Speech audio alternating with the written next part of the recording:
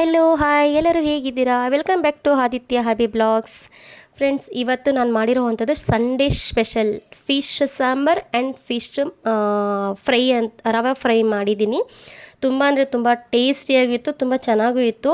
ಅಂದರೆ ನಾನು ಫಿಶ್ ಸಾಂಬಾರಿಗೆ ತೊಗೊಂಡಿರೋ ಮೀನಲ್ಲಿ ಇವತ್ತು ತಂದಿರೋ ಮೀನಲ್ಲಿ ನಾನು ಯಾವತ್ತೂ ಈ ಥರ ಫ್ರೈನ ಮಾಡಿರಲಿಲ್ಲ. ಸೊ ಇವತ್ತು ನನ್ನ ಮಗ ಎರಡೇ ಸುಟ್ಕೊಡಮ್ಮ ಅಂತ ಕೇಳ್ದ. ಸರಿ ನೋಡೋಣ ತಡಿ ಟ್ರೈ ಮಾಡೋಣ ಅಂತೇಳಿ ಮಾಡಿದೆ. ಸೀರಿಯಸ್ಲಿ ತುಂಬ ಚೆನ್ನಾಗಿ ಬಂತು. ನಾನು ತೊಗೊಂಡಿದ್ದಂಥ ಮೀನು ಬಂದು ಬಾಳೆ ಮೀನು, ಗೊತ್ತಿರುತ್ತೆ ಎಲ್ಲರಿಗೂ ಆಲ್ಮೋಸ್ಟು, ತುಂಬ ವೆರಿ ಫ್ಯಾಟ್ ಇರೋವಂಥ ಮೀನು ಬಾಳೆ ಮೀನು. ನಾನು ಸಾಂಬಾರ್ಗೂ ಸಪ್ರೇಟು ಮತ್ತು ಫ್ರೈಗೆ ಸಪ್ರೇಟ್ ಅಂತ ತರುವಾಗಲೇ ಕಟ್ ಮಾಡಿಸ್ಕೊಂಡು ತೊಗೊಂಡು ಬಂದಿದ್ದೆ. ಸೊ ಮುಂಚೆಗೆ ಮೀನೆಲ್ಲ ನೀಟಾಗಿ ಅದು ಕ್ಲೀನಾಗಿ ಫೈನಾಗಿ ಅಂದರೆ ತುಂಬ ಕ್ಲೀನಾಗಿ ಕ್ಲೀನ್ ಮಾಡ್ಕೊಂಡು, ಅವರು ಕ್ಲೀನ್ ಮಾಡ್ಕೊಂಡಿರ್ತಾರೆ, ನಾವು ಕ್ಲೀನ್ ಮಾಡಬೇಕಿತ್ತಲ್ಲ. ಸೊ ಕ್ಲೀನ್ ಮಾಡಿಕೊಂಡು ಎರಡಕ್ಕೂ ಉಪ್ಪಾಕಿ ಎತ್ತಿಟ್ಕೊಳ್ತಾ ಇದ್ದೀನಿ. ಅದಕ್ಕೆ ನಾನು ಹೊಸ ಹುಣಸೆಹಣ್ಣು ಹಾಕ್ತಾ ಇರೋದು. ಹಳೆ ಹುಣಸೆಹಣ್ಣು ಅಂದರೆ ಇಷ್ಟೊಂದು ಹುಣಸೆಹಣ್ಣು ಅವಶ್ಯಕತೆ ಇರಲ್ಲ, ಸ್ವಲ್ಪ ಹಾಕೋದ್ರೆ ಸಾಕು.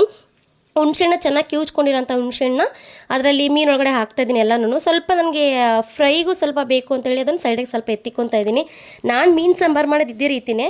ಇದು ತುಂಬ ಅಂದರೆ ತುಂಬ ಟೇಸ್ಟಿಯಾಗಿರುತ್ತೆ, ತುಂಬ ಟೇಸ್ಟ್ ಇರುತ್ತೆ. ಉಪ್ಪು ಮತ್ತು ಹುಣಸೆಹಣ್ಣು ನೀರಿನಲ್ಲಿ ಫಿಶ್ನ ನೆನೆ ಹಾಕೋದ್ರಿಂದ ಫಿಶ್ಶು ಬೆಂಡಾಗುತ್ತೆ.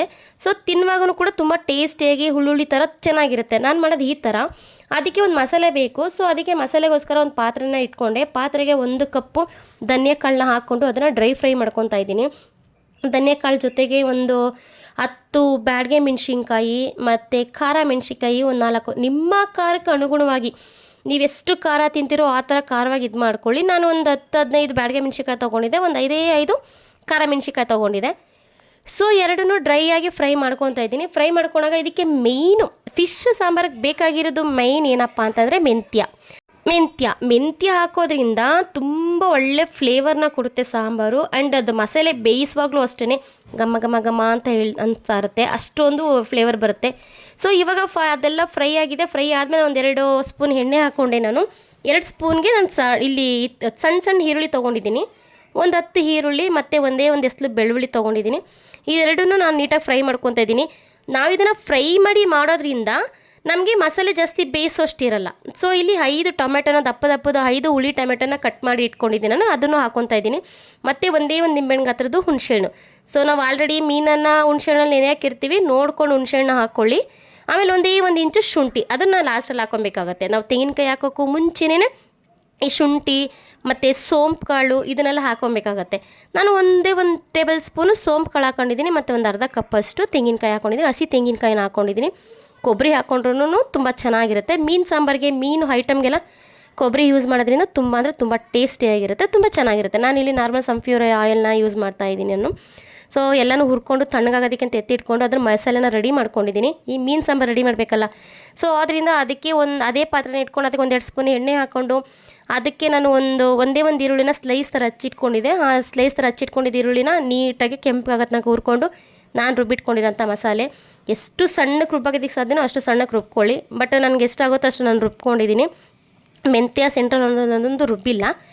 ಸೊ ಇದು ಇರುತ್ತೆ. ಸೊ ಇವಾಗ ಎಷ್ಟು ಬೇಕು ಅಷ್ಟು ಕ್ವಾಂಟಿಟಿಗೆ ನೀವು ನೀರನ್ನ ಅಂದರೆ ತೆಳ್ಳಗೆ ಮಾಡ್ಕೋಬೋದು.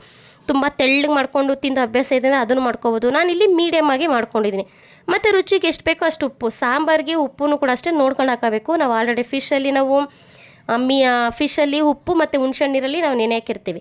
ಸೊ ಅದರಿಂದ ಇವಾಗ ಸಾಂಬಾರು ಸ್ವಲ್ಪ ಸಪ್ಪೆ ಇರೋ ಥರನೇ ನೋಡಿ, ಒಂದು ಸ್ವಲ್ಪ ಸಪ್ಪೆ ಇರೋ ಥರನೇ ಉಪ್ಪು ಹಾಕ್ಕೊಬೇಕಾಗುತ್ತೆ. ಟೇಸ್ಟ್ ನೋಡಿಕೊಂಡು ಆಮೇಲೆ ನೀವು ಇದು ಮಾಡ್ಕೊಳ್ಳಿ. ಅದನ್ನು ಮುಚ್ಚಿಟ್ಬಿಟ್ರೆ ನಾನು ನೀಟಾಗಿ ಕುದ್ಕೊಳ್ಳುತ್ತೆ. ಯಾಕೆಂದರೆ ಅದು ನಾವು ಮಸಾಲೆನೆಲ್ಲ ನಾವು ಫ್ರೈ ಮಾಡಿರ್ತೀವಲ್ಲ, ಫ್ರೈ ಮಾಡಿರೋದ್ರಿಂದ ಜಾಸ್ತಿ ಕುದಿಯೋಂಥ ಅವಶ್ಯಕತೆ ಇರಲ್ಲ. 1-2-3 ಕುದಿದ್ರೆ ಸಾಕು. ಅದು ಕುದಿಯೋ ಟೈಮಲ್ಲಿ ಸುತ್ತ ಎಲ್ಲ ನೊರೆ ಇರುತ್ತೆ, ನೊರೆ ಹೋಗೋ ತನಕ ಕುದ್ರೆ ಸಾಕು. ಆ್ಯಕ್ಚುಲಿ ಮಸಾಲೆನ ಚೆನ್ನಾಗಿ ಬೇಯಿಸ್ಕೊಂಡು ಆಮೇಲೆ ಮೀನು ಹಾಕಬೇಕು. ಹಸಿದು ಹಾಕ್ಕೊಂಡ್ರೆ ನಾವು ಫ್ರೈ ಮಾಡಿರ್ತೀವಲ್ಲ, ಸೊ ಅದ್ರ ಅವಶ್ಯಕತೆ ಇರಲ್ಲ. ಈಗ ನಾನು ಒಂದೊಂದೇ ಮೀನ ಹಾಕ್ಕೊತಾ ಇದ್ದೀನಿ. ಬಟ್ ಅಂದರೆ ಇದರ ತುಂಬ ಹೆವಿ ಫ್ಯಾಟ್ ಇರೋವಂಥ ಮೀನಿದು. ಸೊ ನೋಡಿಕೊಂಡು ಇದು ಮಾಡಬೇಕಾಗತ್ತೆ. ಸೊ ನಾನು ಆಗ್ತಿದ್ದಂಗೆ ಒಂದೊಂದೇ ಮೀನು ಪೀಸ್ ಮೇಲೆ ಎದ್ದು ಬರ್ತಾಯಿದೆ. ಅಂದರೆ ಬೆಂದಿದ ತಕ್ಷಣವೇ ಅದು ಮೇಲೆ ಬಂದುಬಿಡುತ್ತೆ ಫಿಶ್ಶು. ನೋಡಿ ಎಲ್ಲ ಫಿಶ್ಶು ನಾನು ಎಲ್ಲೂ ಅದಕ್ಕೆ ಸೌಟ್ ಆಡಿಸಿಲ್ಲ ನಾನು. ಸೊ ಎಲ್ಲ ಫಿಶ್ ಎಲ್ಲ ಮೇಲೆ ಬಂದಿದೆ, ಫಿಶ್ದು ಪೀಸಸ್ ಎಲ್ಲ ಮೇಲೆ ಬಂದಿದೆ. ನಾನು ಇವಾಗ ಮಾತ್ರ ದೋಸೆದಲ್ಲೇ ಇರುತ್ತಲ್ಲ ಅದರಲ್ಲಿ, ಯಾಕೆಂದರೆ ಮೀನು ಅದು ಅಂತ ಬಿಟ್ಕೊಂಡ್ಬಿಡುತ್ತೆ, ಒಂದೇ ಕುದಿಗೆಲ್ಲ ಬೆಂದೋಗ್ಬಿಡುತ್ತೆ. ಸೊ ಅದನ್ನೆಲ್ಲನೂ ನೀಟಾಗಿ ಮಿಕ್ಸ್ ಮಾಡಿಕೊಂಡು ನೋಡ್ಕೊತಿದ್ದೀನಿ. ಮತ್ತು ಘಮ ಅಂತ ಇರುತ್ತೆ.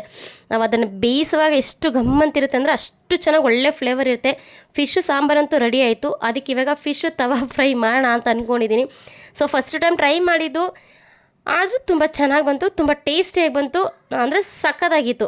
ಫಸ್ಟದಾಗಿ ನಾನು ಹುಣ್ಸೆಹಣ್ಣು ನೀರಿಗೆ ಒಂದು 2-3-4 ಸ್ಪೂನಷ್ಟು ಅಚ್ಕಾರ ಪುಡಿನ ಇಟ್ಕೊಂಡಿದ್ದೀನಿ. ಇಲ್ಲಾಂದರೆ ನೀವು ಮೆಣ್ಸಿನ್ಕಾಯ್ದು ಮಸಾಲೆ ರುಬ್ಕೊಂಡಿರ್ತೀರ, ಅದರ ಒಂದು ಅಥವಾ 2 ಸ್ಪೂನ್ ಎತ್ತಿಕೊಂಡ್ರೆ ಮಸಾಲೆನ ಅದನ್ನು ಇದಕ್ಕೆ ಸೇರಿಸ್ಕೊಂಬಂದು ಚೆನ್ನಾಗಿರುತ್ತೆ. ಸೊ ಇದನ್ನು ಅಷ್ಟೇ, ನಾನು ಮೀನನ್ನ ಉಪ್ಪು ಮತ್ತು ಹುಣ್ಸೆ ನೀರಲ್ಲಿ ನೆನೆಸಿಕ್ಕೊಂಡಿದ್ದೆ. ಸೊ ಅದು ಮಸಾಲೆ ಏನಿದೆ ಅದನ್ನೆಲ್ಲ ಅದಕ್ಕೆ ಮ್ಯಾರಿನೇಟ್ ಮಾಡ್ಕೊತಾ ಇದ್ದೀನಿ. ಅದಂದರೆ ಇವಾಗ ಈ ಥರ ಮಾಡಿ ಹಾಕೋದ್ರಿಂದ ಮಸಾಲೆ ತುಂಬ ಚೆನ್ನಾಗಿ ಅಬ್ಸರ್ವ್ ಮಾಡ್ಕೊಳ್ಳುತ್ತೆ ಮತ್ತು ಸಪ್ಪೆ ಹೊಡೆಯಲ್ಲ, ತುಂಬ ಚೆನ್ನಾಗಿರುತ್ತೆ. ಅಂದರೆ ಫಿಶ್ಗೆ ನಾವು ಹಾಕೊಳ್ಳೋ ಟೈಮಲ್ಲಿ ಉಪ್ಪನ್ನ ನೋಡಿ ಹಾಕಬೇಕಾಗತ್ತೆ. ಸೊ ಮಾಮೂಲಿ ಒಂದು ದಪ್ಪ ರವೆ ತೊಗೊಂಡಿದ್ದೀನಿ. ದಪ್ಪ ರವೆಗೆ ಉಪ್ಪು ಮತ್ತು ಮೆಣ್ಸಿನ್ಕಾಯಿ ಪೌಡರು ಇದು ಎರಡನ್ನೂ ಹಾಕಿ ನೀಟಾಗಿ ಒಳ್ಳೆ ಮಿಕ್ಸ್ ಮಾಡ್ಕೊತಾ ಇದ್ದೀನಿ. ಮಿಕ್ಸ್ ಮಾಡ್ಕೊಂಡು ಅಂದರೆ ಅದರಲ್ಲಿ ಗಂಟು ಬಂದುಬಿಡುತ್ತೆ, ಮತ್ತು ಉಪ್ಪು ಅದೆಲ್ಲ ಇರುತ್ತಲ್ಲ ಗಂಟು ಬಂದುಬಿಡುತ್ತೆ. ಆ ಥರ ಗಂಟು ಬರ್ದಿರೋ ಥರ ನೀಟಾಗಿ ಮಿಕ್ಸ್ ಮಾಡಿಕೊಂಡು ಕೊನೆಗೆ ನೋಡಿ ಎಷ್ಟು ಚೆನ್ನಾಗಿ ಮ್ಯಾರಿನೇಟ್ ಆಗಿದೆ ಮಸಾಲೆ, ತುಂಬ ಚೆನ್ನಾಗಾಗಿದೆ, ಸಖತ್ತಾಗಿ ಬಂದಿದೆ. ಸೊ ನಾನು ಟ್ರೈ ಮಾಡೋಣ ಅಂತ ಮಾಡಿದೆ, ನಿಜವೂ ತುಂಬ ಚೆನ್ನಾಗಿ ಬಂದಿದೆ. ನೀವು ಒಂದ್ಸಲ ಟ್ರೈ ಮಾಡಿ ನೋಡಿ. ಒಂದು ಸ್ಟೌವಲ್ಲಿ ಪಾನ ಇಟ್ಕೊಂಡು ಒಂದು 2-3 ಸ್ಪೂನ್ ಎಣ್ಣೆ ಹಾಕ್ಕೊತಾ ಇದ್ದೀನಿ. ಎಣ್ಣೆ ಇಲ್ಲ ಅಂದರೂ, ಎಣ್ಣೆ ಆಪ್ಷನಲ್, ಎಣ್ಣೆ ಇಲ್ಲ ಅಂದ್ರೂ ಹಾಗೆ ಮಾಡ್ಬೋದು. ಅದಕ್ಕೆ ನೀವು ಬೇಕಾದರೆ ಬಾಳೆದೆಲೆನ ಸುತ್ತಿ ಹಾಕಿ ಮಾಡಿದ್ರೂ ಇನ್ನೂ ಚೆನ್ನಾಗಿರುತ್ತೆ. ಸೊ ನನಗೆ ರವೆ ಎಲ್ಲ ಬೇಡ, ಬರೀ ಇದು ಮಸಾಲೆ ಕೋಟಿಂಗ್ ಸಾಕು ಅಂತ ಹೇಳಿದರೆ, ಸೊ ನೀವು ಮಸಾಲೆ ಕೋಟಿಂಗ್ನೇ ಒಂದು ಸ್ವಲ್ಪ ನೀವು ರುಬ್ಬಿರ್ತೀರ ತೆಂಗಿನಕಾಯಿದು, ಅದ್ರದ್ದು ಫಿಶ್ ಸಾಂಬಾರು ಮಸಾಲೆ ಅದನ್ನು ಹಾಕ್ಬಿಟ್ಟು ನೀವು ಬಾಳೆದೆಲೆಗೆ ಮಿಕ್ಸ್ ಮಾಡಿ ಈ ಥರ ಬೇಯಿಸ್ಕೊಳ್ಳೋದ್ರಿಂದನೂ ಸಖತ್, ಮತ್ತು ಮಸಾಲೆನೂ ಸುಟ್ಟಿರಲ್ಲ, ಮತ್ತು ಸಖತ್ತಾಗಿರುತ್ತೆ, ತುಂಬ ಟೇಸ್ಟಿಯಾಗಿರುತ್ತೆ.